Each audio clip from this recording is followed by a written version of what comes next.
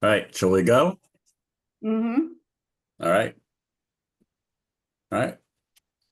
Welcome, everybody, to our Innovations in School Redesign, which is actually a new virtual seminar series we're having this year on school redesign. We're kicking off today with a session on redesigning supports for multiple post-secondary pathways. Next slide. Next slide. We're going to be hearing from three schools doing very innovative work: ACE Leadership High School in Albuquerque, the Lighthouse Community Public Schools in East Oakland, and the Evansville Vanderburg School Corporation from Indiana. As each one will present, and we'll have time for some brief questions, and please put them in your chat along the way, and we'll hopefully have a little time for overall Q&A at the end.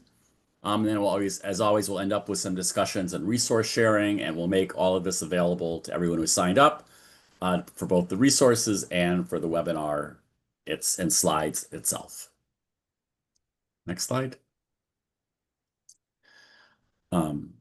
This again just encourage us to put your questions in the chat as they arise, so we can get to them when the speakers are finished and at the end.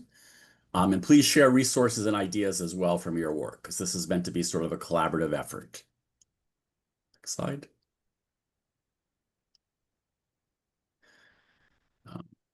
So I just want to set the frame a little bit for why we're doing this year. We know that, more than ever, it's essential to redesign our high schools and as well as our middle schools. As the schools we have were really effective for the time they were built, which was the prior century. But in this new century, we face a whole range of new challenges and opportunities. And in order to prepare all our students to leave high school ready for adult success, we're going to have to redesign the experience they have in high school. And one way that we've been thinking about this, and some of the work we've been doing here at the Everyone Graduates Center, and it's the way we're sort of organizing these seminars this year, sort of on each of these topics, is that there's four broad areas that are sort of more or less under the control of schools. That means they can actually take some action in these areas. And don't necessarily have to get all sorts of multi-layered approval from above.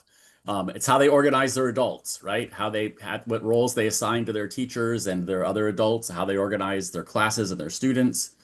It's how they support their students and the kind of supports they give them to enable their success. It's how they conduct teaching and learning.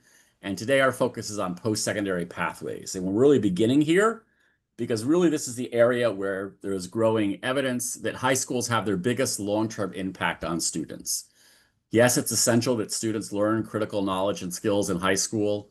Yes, it's essential that they learn, good ability to work with others and to collaborate and to, find ways to navigate all kinds of interpersonal situations.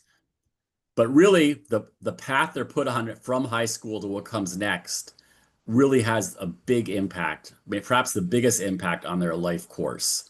And the opportunities they are able to access and the preparation they'll have for those opportunities is really the experiences they have in that transition from what am I doing in high school to what am I doing after, and how is high school enabling me to have really have choice of pathways, honestly, to what comes next. So that's why we're starting here today. And we're so excited to have three wonderful examples of local innovation and the power of what can happen when schools and districts get together to think, how can we redesign the high school experience to enable more students to be on these pathways to adult success. Next slide. There you go. Here's our speakers today. I will also ask them to introduce themselves again when their presentation comes up. And we're going to begin with our friends from ACE Leadership High School in Albuquerque, New Mexico. Hi, everyone. Do I pull up my stuff? Yes, you can share your presentation now. Great. Hi, everyone. My name is Matt Salas. I'm from ACE Leadership High School here in Albuquerque. I'm excited to share with you all. You can see the screen, right? Yep. So what I wanted to do is, before I get to our specific programming that I want to discuss in length, I do want to just share with everybody just a real quick brief background about the school so that you understand the context of where we're coming from. So ACE stands for Architecture, Construction, and Engineering. So it's a school founded to provide a different learning opportunity for students. It's all hands-on project-based learning in what we call the ACE industries. And so there's a lot of action, a lot of movement, a lot of designing, and a lot of building. And it's a different way to learn. And it's our motto that we do high school differently. And we have seen a large increase in students interested in coming to school. Our enrollment has grown every year and it continues to grow. And here's our mission, our vision, and our promise to students, again, all embedded in the architecture, construction, and engineering industries. We want to make sure that students have requisite skills to pursue something in these industries, but even the ones that are not interested or in pursuing these careers, at least they have some foundational skills to do some stuff, even to do some basic work at home. And our model here is we call it a 3-pillar model. So we have learning by doing, which is the teachers that do the project-based learning. We have a full team of 4 social workers and 3 other people in student support. And then we have a community engagement pillar, and we all work together to serve the students in this model in a fully wraparound service process. And then the community engagement pillar, which I oversee, has been the one that has grown the most lately, and I'll get into that in a minute. So what I wanted to share with you guys is using the ACE industries to teach core academic CTE and workforce skills. The really good thing about this model is that we don't just teach these industries as a side to classes. It's all embedded. So you have in a class, for example, you have a math and CTE class or a US history and a science class. So we're embedding the ACE industries into the model of the school and into all projects. And here's some examples of some classes in the past. Simple structures, you know, it was a math heavy class and they learned about angles. And then they went and constructed something that we tested their durability by putting concrete on it. And then the one on the right, our Build a Better Burke, they surveyed folks around the community and at the school, and then they each designed their own city based on the feedback and things that they wanted to see changed. So here's some guiding documents that we use for all the programming at the school, the ACE industry framework, and our graduate profile. And these will all make sense when we get to the specific programming I want to talk about. Our ACE industry framework is a document we surveyed, interviewed, and spoke with a lot of industry folks.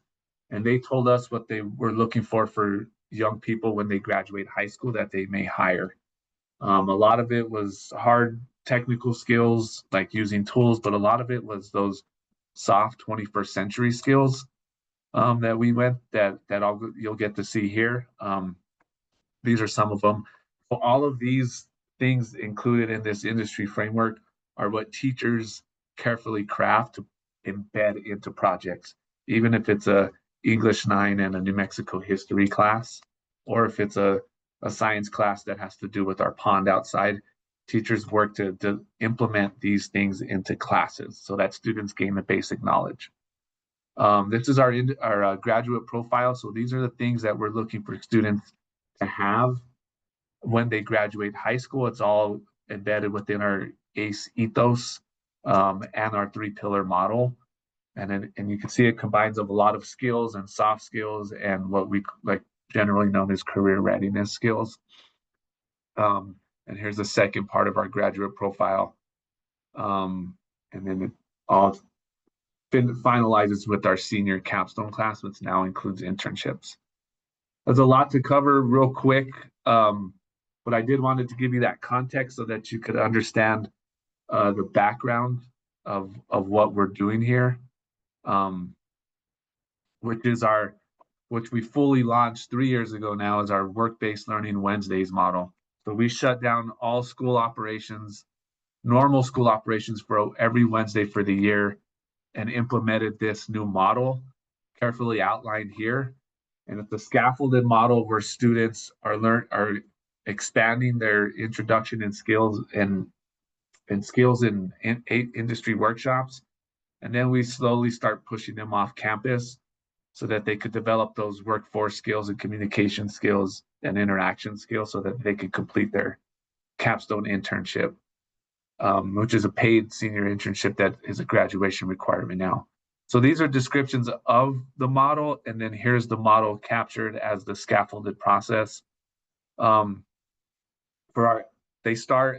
works its way up by grade level or age, starting with workshops here, and then I'll just show you, like right up here, you can see we put new kids and freshmen into hands-on workshops. We have power tools, hand tools, electricity, welding, and we did some surveying, 3D design, and Adobe drafting. So we're teaching these kids the basic skills, their first year and basically year and a half here to develop those basic industry skills. So the model, the theory is the more time they spend at ACE and the more time they spend engaging with these skills and in industry skills, the more likely they are to pursue an internship and a career in the industries. And we're seeing more of that. And then students, after their freshman year or first year at the school, we start pushing them off campus. This year, we have close to 75% of students off campus, spread out all over the city. A majority of them being transported by us. But the service learning part is here. Do some volunteering, get out in the community, engage with some folks outside of the school. A lot of them are done without school staff supervision, so they're forced to learn those specific skills of how do you work with people, how do you go to a place you're not familiar with, and be engaged there and ask questions. So that's to get them off campus, but to get comfortable being off campus in preparation for the next part, which is the career preparation, where we do a lot of career exploration activities in-house and out off campus.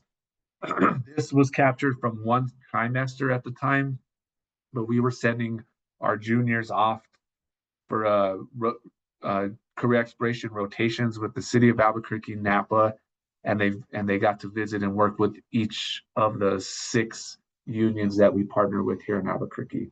So we spread out all the kids and we dropped them off, and they've learned all the job career opportunities with the city, the various ones that are all of our Napa partnerships and all of the unions here. So this model is to help them figure out what it is they want to do, not only for their senior internship, but also what they want to do post high school. So we're giving them all these experiences to help them figure out what it is they want to do and hope that it's captured in their senior year capstone internship. And as of this year, we've had, for 3 years now, we've had 100% of seniors participate in and complete a work-based or a senior capstone internship. So this is a capture of the model. Here's some photos of kids doing some stuff on site, building some Adobe walls, learning some basic drywall. This is our junior class that we're doing the rotations with Napa that culminated in attending this auto body workshop. There's some of our service learning places, Barelas and Locker 505, which gets close to students in Albuquerque. Storehouse, they provide free food for low-income people that are in need. And then here's some of our senior internships, one at a physical therapy there on the left company, and then one at Power Ford on the right. So it's scattered. About 2/3 of our senior internships are in an ACE Industries field. So they're in ACE Industries or CTE fields. So we're meeting the mission of the school, and our model is realizing in real time. And it's going well. We have an increasingly amount of kids participating in CTE or ACE industry related internships. Here's some more, but here's what the folks are telling us. So we want to measure the impact too. So kids are telling us a lot of stuff. We have way more data of this now. This was captured in one of the earlier years of those interns. We also learned what they use their money for, since they do get paid. And we also want to see those social, emotional, and confidence skills be built up as they participate in this model. And we can aggregate the data to see the impact of this stuff for students that have been here been at the school longer, which shows increased numbers. And this is about how much. It's closer to $400,000 right now, with closer to 500 total internships on and off campus. So it's successful, and we're seeing it, which leads to why this model is successful. Is we are seeing what it's done. It's increasing graduation rates, it's increasing attendance, and it's increasing the amount of students entering the ACE industries, which is ultimately the mission of our model. I did want to ACE historically, before I got here, right after COVID and we came back to in-person learning, our graduation rate is low historically, but we've seen it increase a lot since we fully implemented this model. We're expected to be higher than that 47% this year, well over 50%. So it's working. We see the model paying dividends. We are seeing students develop social emotional skills. This development of assets profile measures the confidence externally and internally for students, and we can measure it and align it with the implementation of this work-based learning programming. And we see that students are growing in areas that we want them to grow, that would translate to success in growth in success outside of school, in work, college, or career. And then this is another big one. We're seeing the attendance improvement. So we've seen our attendance grow. We've also seen the average daily attendance of students grow. And while we've seen the number of paid internships increase. So to me, it's a direct correlation of the model. You have a program that incentivizes student participation and piques their interest. They're more likely to show up, and we're seeing that now. So, and I wanted to follow up on this too, if I'm doing okay on time. Now that we have this model, we're working on the next steps. So they do all this. Now what? Now, how does this translate to success after high school? Well, we're also starting to track that. We fully implemented a full transition program. This is the model of our transition program in the different phases of phase one, introducing students to industry skills in our work-based learning model and our regular school model. With phase two, now it's fully implemented in regular classes and our work-based learning Wednesday model. We're pushing more kids to take classes outside of the school. We're doing more co-op rotations at different companies, and we're doing more stuff for students before their senior year to help them figure out what it is they want to do, but also help them develop those skills for those careers before they start their senior year, so that they can participate in that their senior year, so they become more equipped for whatever it is they want to do after high school. And then phase three was the career planning. Is we're increasing the amount of certifications students are getting, OSHA 10, CPR first aid, and we do this MWEAP certification where students get certified on different lifts, like a forklift and a boom lift, before they graduate. And we're going to do OSHA 30 and some other things.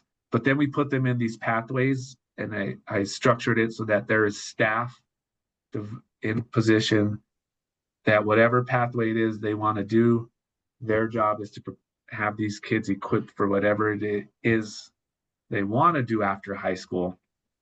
Like if they want to work for a couple years, then we have someone that's going to work with them to have a robust resume and participate in some job or career fairs, or help them find a job right away.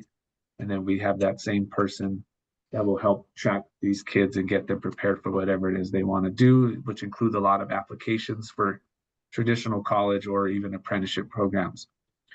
So this all is going to culminate in what we're doing a full launch this year, is our alumni services tracking. So we have a team that's going to be calling folks, graduates, 1, 3, 5 years after they graduate high school, because we want to know what they're doing, where they're doing it, We want to know if they're in the ACE industries and if they're continuing the model that they did here, or if not, if they chose a different path, maybe why. And maybe we can get some information on that about what led them astray from pursuing something in the CTE related field, how much money they're making, how much community involvement they are, continuing the school model overall. But this whole model now is fully implemented, and the goals looking at what's next is the hard part of this model is we're always adapting to our partners. We're heavily reliant on all of our partners that work with us while students are here, but also continue to work with students after high school. And then we need to have more alumni data.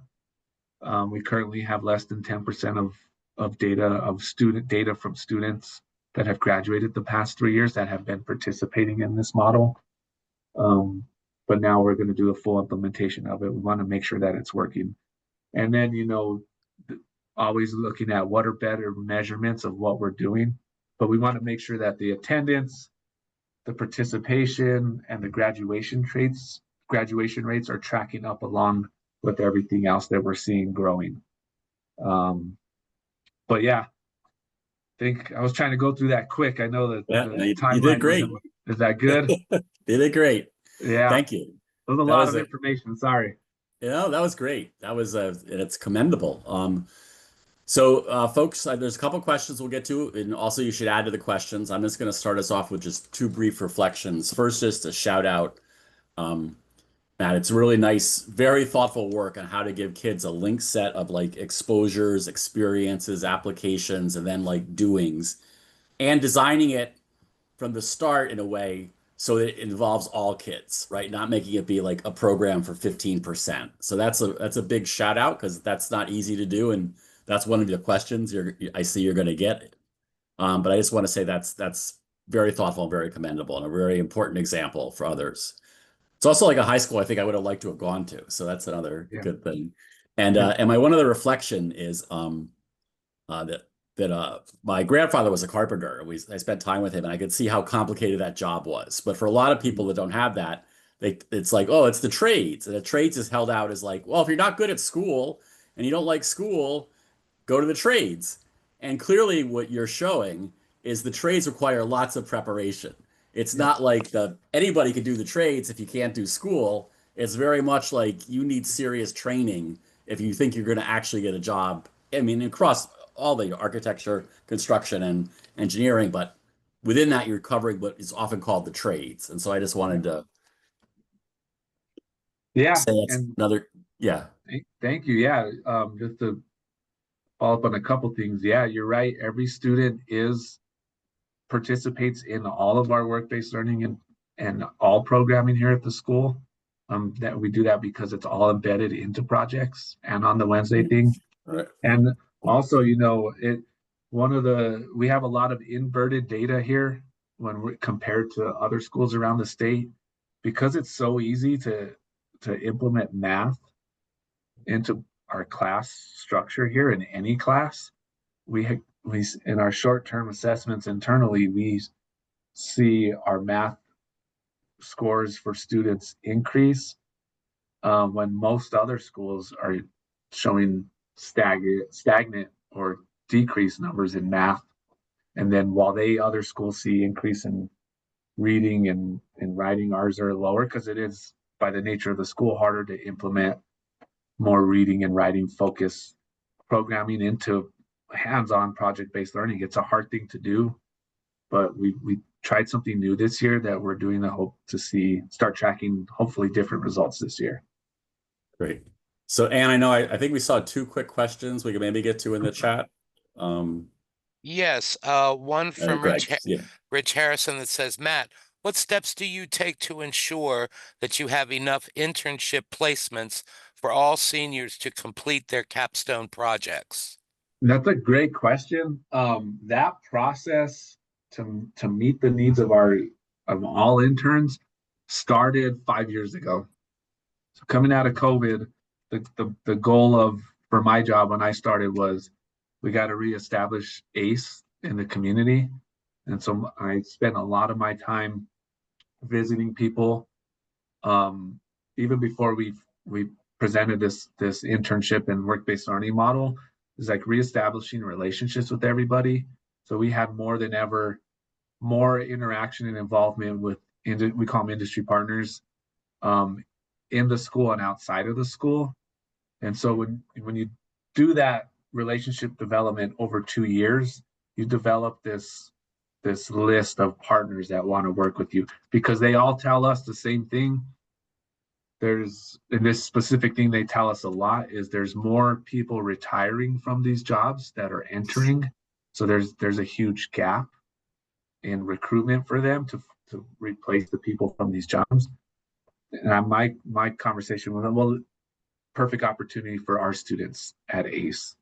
And then so in building those relationships is inviting them in to work with our staff, which we do a lot of, and our teachers. They actually help design curriculum with teachers, and then us being out there and participating in all of their events and taking kids to their events. It's a very reciprocal relationship.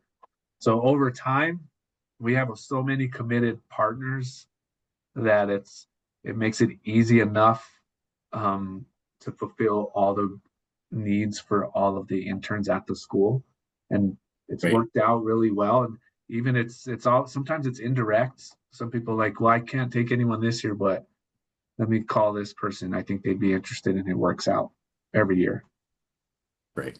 Wonderful, Matt. There's a couple of questions, Matt. I'm going to ask you if you could just answer them in the chat, because we need to move on to our next presenter, which are our friends from Lighthouse in Oakland.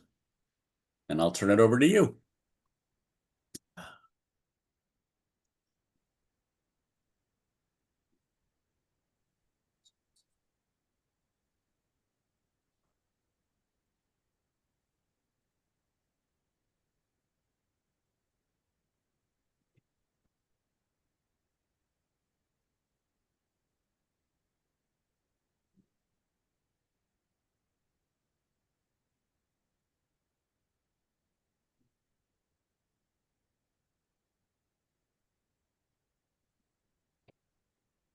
All right.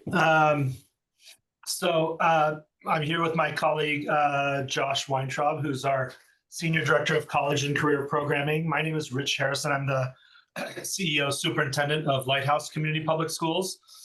We operate charter schools in East Oakland, California. And our charter is a little bit different. We have 2 pretty sizable TK to 12 sites all on one block. And so just really excited to share with you a little bit about our learnings around college and career readiness, and just really grateful for this opportunity. I've worked with the Hopkins Everyone Graduates team for maybe like 8 years or so, and have learned a lot in taking all these ideas to kind of coalesce our programming. So just really quick, our mission is to prepare students for college and career of their choice. And, one of the things that we're proud of is that, when we look at our post-secondary data, Oakland regionally, about 8 to 10% of our kids finish postgraduate work. We're 4 times the national average, and we're always thinking about what it means to prepare kids for college and career. So if you've ever flown into Oakland or been to the Bay Area, the community we serve is just east and south of where the Oakland A's used to be until we lost our baseball team. But we serve a little over 1,600 kids, TK to 12. So our high schools, we serve just under 600 students. We have just under 98% high needs. We use the term unduplicated here in California, but these are kids who qualify for free and reduced lunch. We're just under 10% Black, 96% Latinx. And we have a growing special education population. And we also serve a lot of English language learners and particularly newcomer students. So, that is just something that we think about deeply as we're creating high school models, particularly for our English language learners. And then we also have a challenge in Oakland around our unhoused populations and families.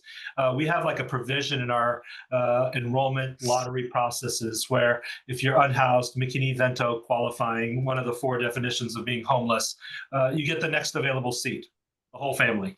And so, we started serving 0 families 5 years ago, and now we probably have upwards of probably 60 to 70 families that we serve that qualify under this definition, really to meet the community's needs. I'm going to turn it over to Josh to talk a little bit about kind of our program's alignment to kind of the 4 findings that Robert mentioned earlier. Josh? Yeah, so hi everyone. Again, I'm Josh Weintraub. I'm the Director of College and Career Success, and I've been with the org. This is year 22 for me, so it's been a journey, and have seen both education evolve and our school organization evolve. And I think one of the things that I want to just point out is that we started very much as kind of this high performance charter school model where we were pushing almost all students to 4-year colleges. That was, I think like 15 years ago or so was our model. And, as we both got back National Student Clearinghouse data, talked to alumni, got, I think feedback and other inputs from different community members and just I think some of the staffing and leadership changed. Our strategy has diversified. So today we try to give all students the opportunity to attend 4-year schools if they want to, but also we have a lot of students that are going to community colleges, and we've really ramped up our CTE program over the last 5 years or so. One of the things that, and I don't know if this is as true nationally, but one of the things that's happened in California is that there's been an influx of funding to support CTE development. And so we have kind of capitalized on that to build resources to hire and train staff, and to create multiple CTE pathways. So we have city measures, we have some state grants, and we get I think mostly it's state and city, and a little bit of private philanthropy, which has allowed us to invest heavily in materials and equipment that allow students to really have like industry quality professional grade equipment. So, our media arts pathway, they're on Mac computers. They have, video cameras that folks in industry are using. Our design program, students are using like a CNC machine, a laser cutter, the model, model forming machine. I'm not sure if I'm saying that right. But I think that's really makes it attractive to students. It's still hard to find teachers that have that industry experience. And we've also had some challenges of finding internship and work-based learning opportunities in some of our more specialized CTE pathways. And that was, in part my question around internship strategies for our colleagues at ACE. Rich, can you forward the slide? So here you see, it's always nice to see students, right, of some of our students working in our media arts pathway at Lodestar. All of our students participate in pathways, and the way that we have it structured right now is that in 9th and 10th grade, students have intro courses in 2 pathways. So at Lodestar, it's media arts and health. So everyone takes those intro courses, and then in 11th grade, they get to decide which of those 2 pathways they want to specialize in. They have to choose one or the other, and then they get the more advanced coursework and do the capstone in the 11th and 12th grade year. and we've had a lot of success of students completing their pathways. At Lighthouse, it's product design and health, and you can see the top right photo is a student lounge where students built all the furniture. There's also kind of a graphic design component. You can see this is in the bottom middle here, a poster for a concert that students designed. And so they're doing both 2D and 3D design in our design program. You can forward. Our newest pathway, and this is really a response to both student interest and I think job market data, is around healthcare, health science. And we've had, lots of students that have an interest in careers. And so we decided after kind of, I think, a few years of planning and grant writing, we launched this year, and super exciting to see students really engaged, and we're really excited to build out this pathway. Rich, am I passing it back to you here? So one of the themes that came out of the research that we talked about in the introduction is just how do you organize adults to execute on this work. And so we do a couple of things, and you might want to think about ourselves as a mini district that serves pretty tight-knit community. So you've met Josh, who's our Senior Director of College Success. We have 2 high schools with 280 students each, and each of those high schools, they run a little smaller than some of our district counterparts, but each high school has a principal and 2 assistant principals.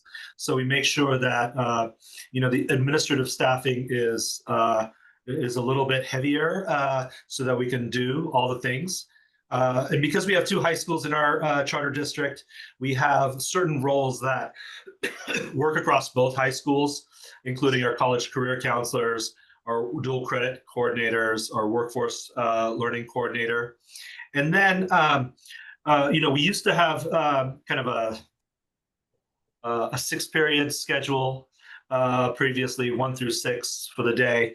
We've moved to a 4x4 block scheduling, largely to create some more containers to do the CTE work, do the dual credit work, but also to provide just aligned interventions for our special education and our English language learners, so that they can have access to this coursework as well.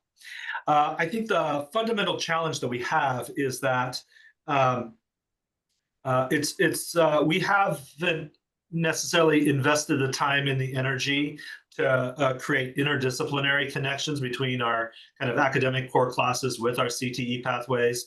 It's in well done pockets here and there at this grade or that grade, and it really takes a lot of teacher initiative, and we haven't been able to formalize that.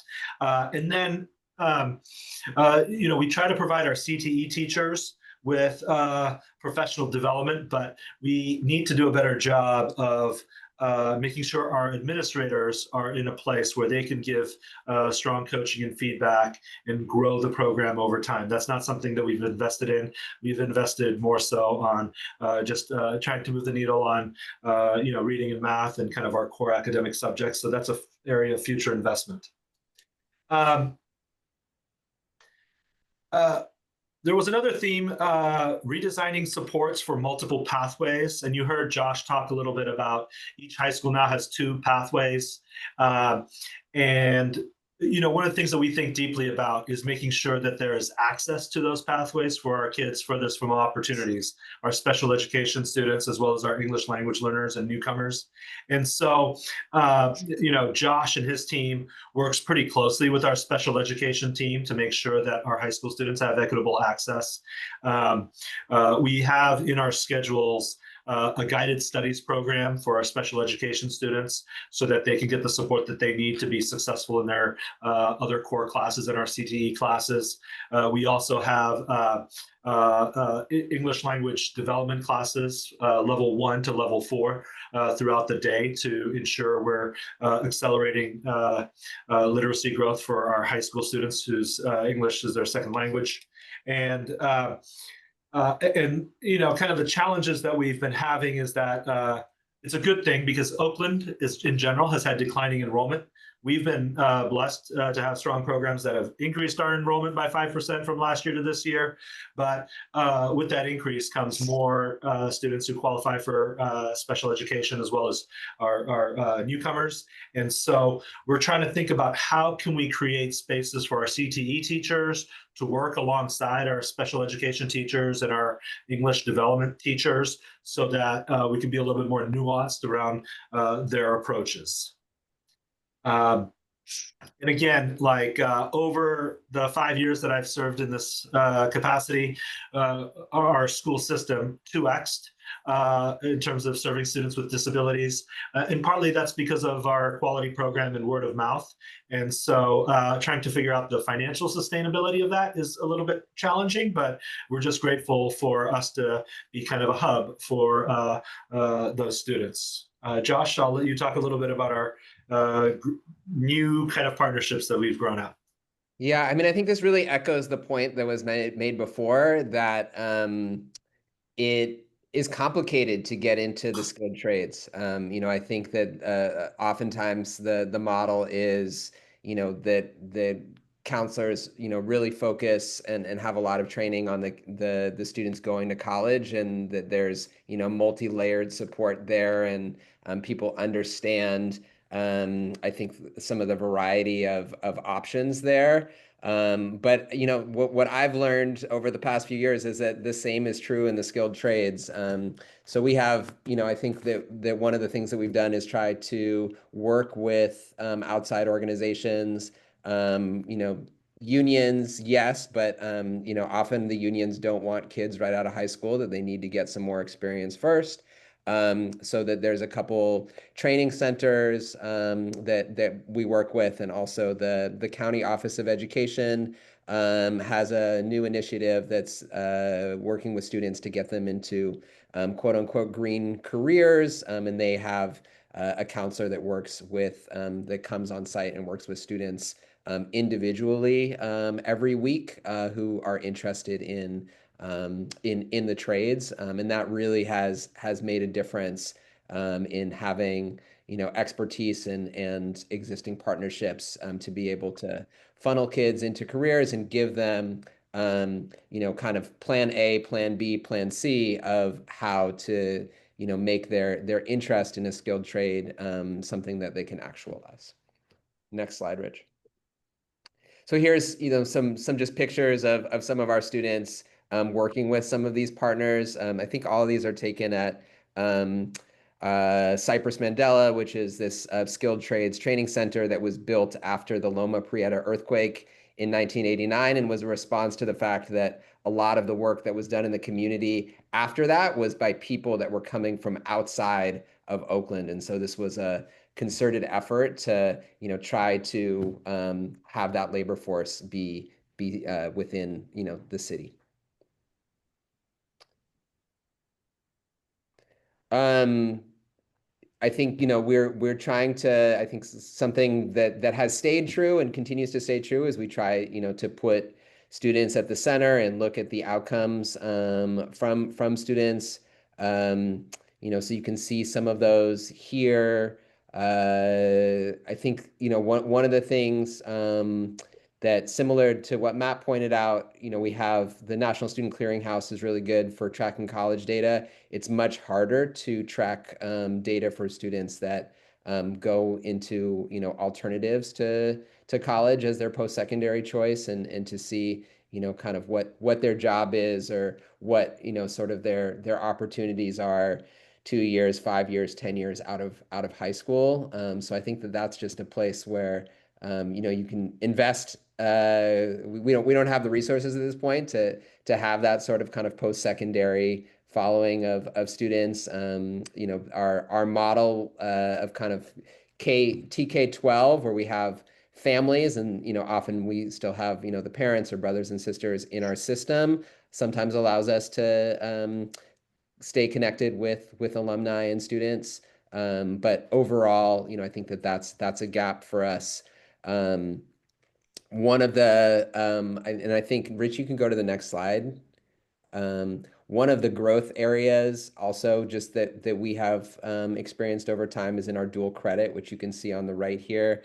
It was almost non-existent 4 or 5 years ago, and we've really leaned into partnerships with community colleges and tried to invest in this as a strategy to help expand options, kind of take some of the stigma away from community college, and also provide some just engaging opportunities for our students that we're not able to offer on our own. And our dual credit program works, most of which is professors coming onto our campus and teaching their classes there, integrated into our school day.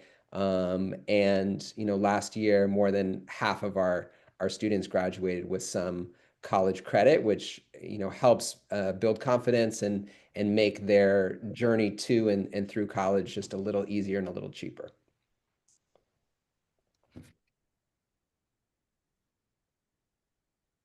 Rich, you're on mute if you're talking. I think I'll jump in here because I think it's just for people to get more information, right? Yeah, exactly. Codes. Yeah.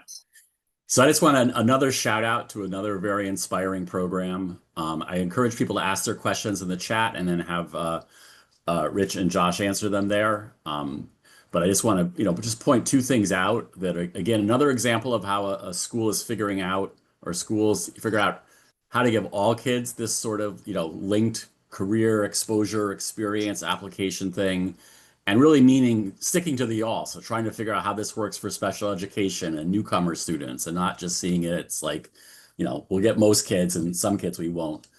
But then I think the other thing that, and folks that are not from California might not fully appreciate this, but to have be able to both say that 94% of our kids meet the A through G requirements for the state university system and have this CTE experience. I doubt there's many examples like that, because that's both wide scale academic preparation, which means all kids are eligible to go to the state university system.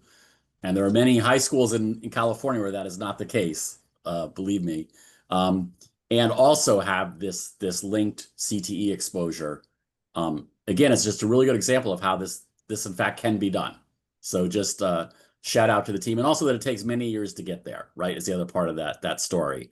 But just a real shout out to the team for that. And I encourage you to follow up with the questions. But now I'd like to turn to our third team from Evansville, Vandenberg, to share their learnings.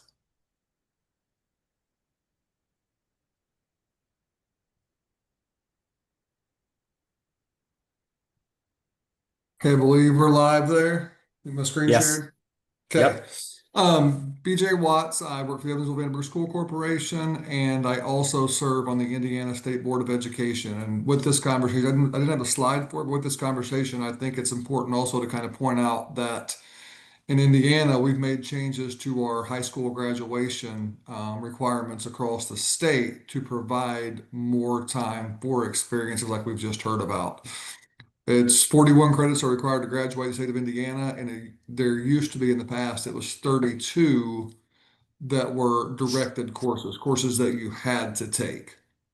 We reduced that number to 24 to allow students to take those, to have some of these experiences, and to give them the time to have some of the work-based learning experiences that we've just heard about.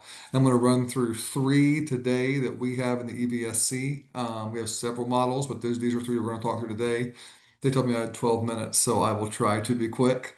The first one, and let me start with manufacturing and healthcare dominate the economy, not only in southwestern Indiana, but also the state of Indiana as a whole. It's 70% of our economy. So our focus, the main 3 focus that we have is manufacturing, healthcare, and the skilled trades. Those are 3 things we focus on. We have 6 traditional high schools and 1 online school. And Deaconess, the pathway that you see here is the Deaconess pathway. We actually have 2 health systems in Evansville. Both are partners with us. We just created this with Deaconess. And you'll see the center of this target here, the center courses there are the CTE courses that are required by the state for the graduation diploma. So those 3 courses, we have Principles of Healthcare, they have Concentrator A and Concentrator B. all three of those courses lead to those outer circles. So those three courses that the students take then allow them to take steps into those, you'll see those arrows here. Now, the second layer, that Carolina blue circle, that was created in partnership with our healthcare partners. We didn't try to guess what it was that they needed, what their most immediate need and projected needs were. We sat down with them, laid out what their needs were, and all of those came directly from our healthcare partners. So that the second circle there, the Carolina blue circle, the sterile processing technician, pharmacy tech, PCT, all of those, that is a 1-year certification. So our students will complete that 1-year certification in high school. Now they do that as a junior because our state statute is 16 years old to be enrolled in work-based learning. And so if they complete that as a junior, their senior year, they work full-time. They come to school in the morning, do their math, English, and science. And then they have the entire afternoon to work at one of the hospitals or facilities. So the one I'll talk through there, sterile processing technician. That's the students that sterilize the surgical instruments for the surgeries with the hospitals or the ortho centers. I was out actually last week. I brought a group through from Indianapolis that came down and went through, they wanted to tour the facility. And it was neat to see the phone ring and my 16-year-old Gabby picks it up, 17-year-old actually. And the physicians that are, the surgeons that are actually in surgery are calling down. She's answering the phone. She's working through this. They ask her the questions. She gets the tools ready. She sends them up. But they're not calling for her teacher, not calling for her sponsor. This is all done by the students. So they complete that sterile processing technician, which is that light blue circle. That is that 1-year certification. And then sort of the gray blue, the third circle, would be an associate's degree in those circles. Now, all of these are stackable to a bachelor's degree, a master's degree, a PhD, all of them. So that sterile processing technician is the year 1 of the surgical technician. So once you complete that 1-year certification, you start to work full-time, or not full-time, you start to work on those days off on your Monday, Wednesdays, Fridays. But your Tuesdays and Thursdays, you can still take courses to be working towards your Surg Tech, your associate's degree, on Tuesdays and Thursdays with our community college partner. All that transportation is provided for the students. And then so it would be possible for you to have a surgical technician's degree, associate's degree when you leave our high school. And all of our industry partners have to have tuition reimbursement. So if you partner with us and our students come to work for you full-time out of high school and they want to go back to school, you have to offer them some form of tuition reimbursement that you will help pay as long as they maintain a certain GPA and complete the courses that are working towards a degree for you. You have to in some way reimburse them for that. So that's our process on the healthcare side.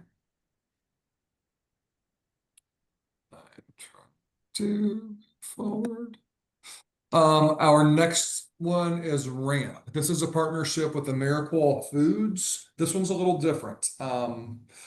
This is the students that are enrolled here, in most cases, they have more barriers than any other student in our district. And we're a large district, 23,000 students, large for Indiana. We're the 3rd largest in Indiana. But the students, there's actually a metric that allows you to be enrolled in this program, and everything has a point value. If you are free and reduced lunch, if you have an incarcerated parent, all of those have a point value. So our highest need students get into this program. One of the things that I'm most proud of with this program is the initial cohort. When they enter us, their average attendance rate is 52%. So they miss 90 days a year.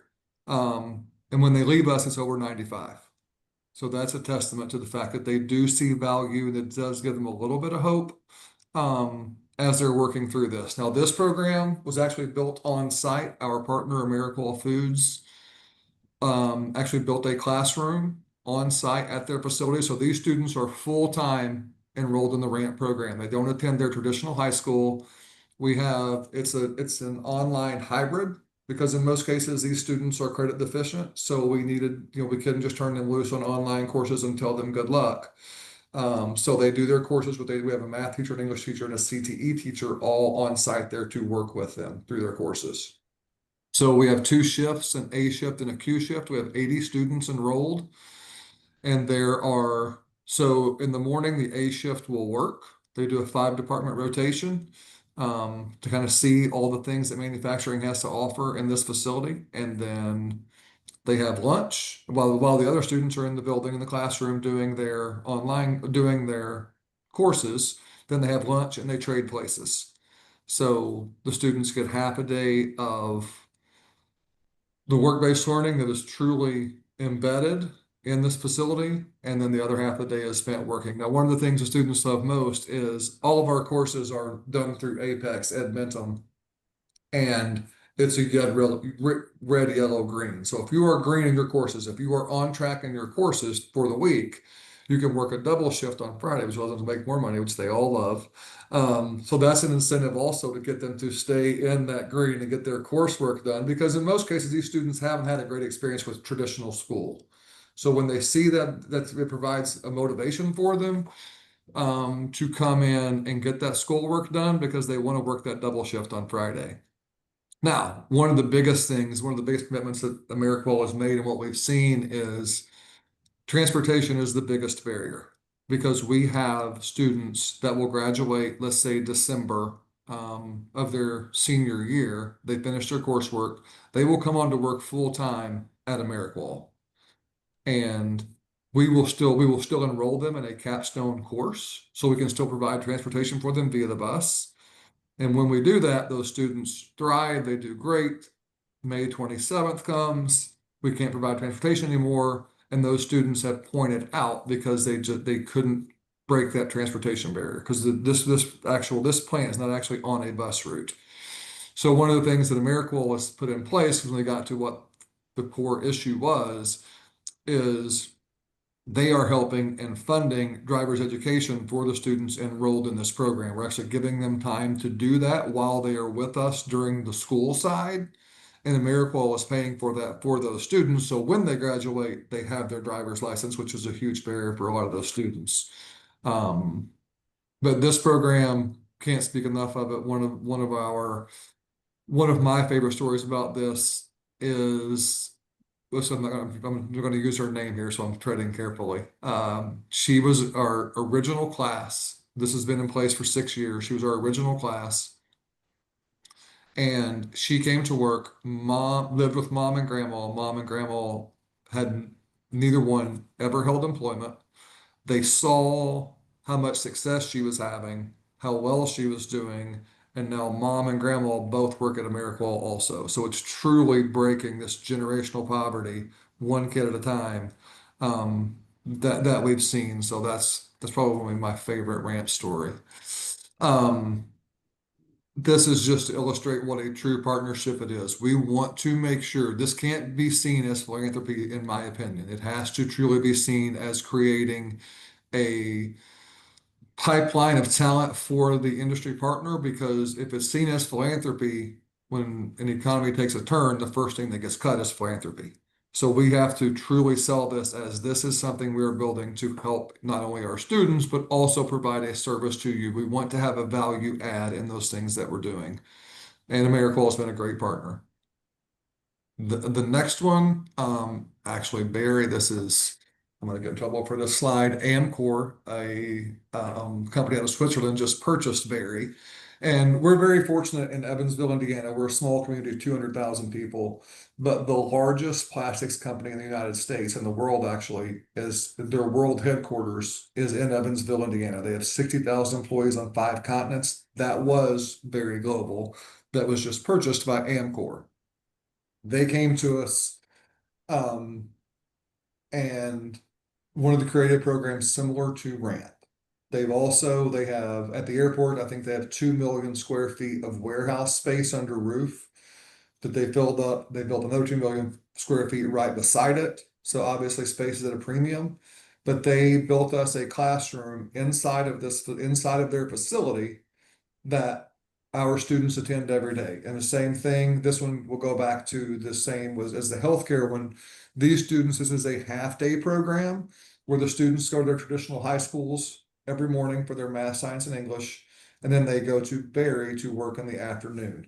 Now, their junior year is all coursework. They complete that center circle in supply chain logistics. One of the things that, like the center circle, if we go back to the healthcare slide, they complete their next level program of study in supply chain logistics. And then their senior year, they come back and they work every day. They do a 6-department rotation, from maintenance engineers to working on the line, to where that way the student can say, okay, this is what I like, this is what I'm good at, this is what I like. How can I make a career out of this? And I'll go back and say that all of the jobs that are lined up in these programs that we have are 2x what the state defines as high wage. So these are very high wage positions in Indiana. This is not a life sentence to these students. And we also ask that each one of our partners not only build an entry level, like this is where you can enter our company, but we want to see a career map for our students so they see that once I get my foot in the door at a company the size of Amcor, with again 60,000 employees on 5 continents, what can my career look like, and what education is required to maintain that career and move to that next step. So that's all built out for the students when they are in high school. This one, we're in year 4 with this one, but the biggest success that I would say this one has had is we check in with our students upon graduation 6 months out, 12 months out, and 18 months out. And we had an 85% return this time with the students that were 18 months out. And 85% of those students are still employed with Amcor 18 months out. So that retention rate, as you're looking to how can we sell this to partners, we all know what it costs for them to go out and search for and find and retain talent. We are bringing them a pipeline that is cents on the dollar for what they would have to spend to go out and recruit adults. And they can also be a part of building those skills prior to. So those students that graduate and enter those positions are truly turnkey. So the retention rate on the students that come through our link program is 85%, 18 months out. And to compare that, the average retention rate for an adult that comes in off the street at Berry or at Amcor and at AmeriQual is about 35%. Right now, it's so competitive for manufacturing in our region that they just trade jerseys. They'll work 12 months here, someone will offer a signing bonus, they'll move and go to this company and work for 2 or 3 years. They'll offer a signing bonus over here, so they'll bounce. So what we saw was that we had to truly increase that talent pool as opposed to everyone just stealing talent. And again, these when I talk about these jobs manufacturing, these are truly great positions that you can live a great life on, raise a family, do all the things that you want to do. All 3 of the jobs I talked about here are again 2x what the state defines as high wage. These are good positions that our students are entering at 18 years of age. And Barry's been an amazing partner. They are every Wednesday and Friday. We have one teacher on site there, and every Wednesday and Friday there's someone from Berry, from Amcor, that comes in and speaks to the students about, this is what I do, this was my path in my career. And that's truly been very, very beneficial. One of my favorite stories is Secretary Jenner, our state secretary of education, came in and she asked the students, do you prefer this? Why do you prefer this to the traditional high school setting, and why? And one of our students, who's an academic honors student at North High School and more traditional high schools, said, I do because it's relevant to me. When I go back, I'm taking German and I'm taking geometry and I'm not really interested in it. And actually the Berry employees in the room stopped them and said, no, wait, you use geometry every day in here. And if you can speak German, we have plants all over Germany. You would be a huge asset to us. But that was the first time. That's one thing that K-12 is not great at. We don't always make the learning relative to where they understand why they're doing it. We say, do this because we told you so, not that you understand what the benefit of learning this and becoming educated is. So that partnership has been amazing. I know I'm in a circle of trust here, so I'll say this. They currently have 50 students in each grade level, junior and senior year, and this has gone so well that they're actually going to build. It's not even for public consumption yet, so please don't share if anyone from Evansville is on here.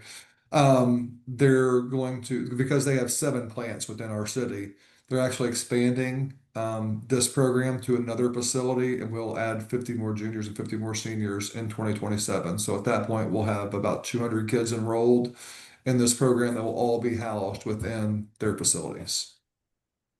And I don't know where we are time-wise. I have a video. If we want to watch this, it's just the students talking about it. I will try this. I believe it's 2 or 3 minutes long. Bob, are we good to go ahead and play that? Let's give it a shot. Okay. If not, I can share it.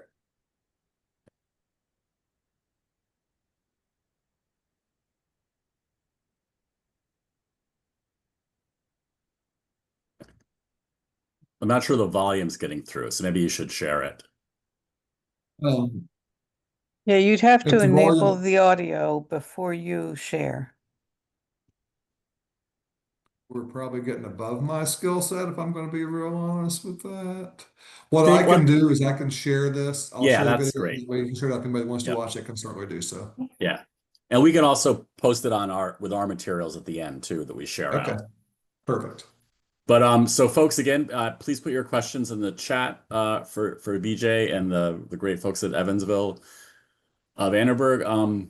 But just a couple again comments. One, it's been a nice design of we ended up with a growing the number of schools engaged. So we get a full good sized district.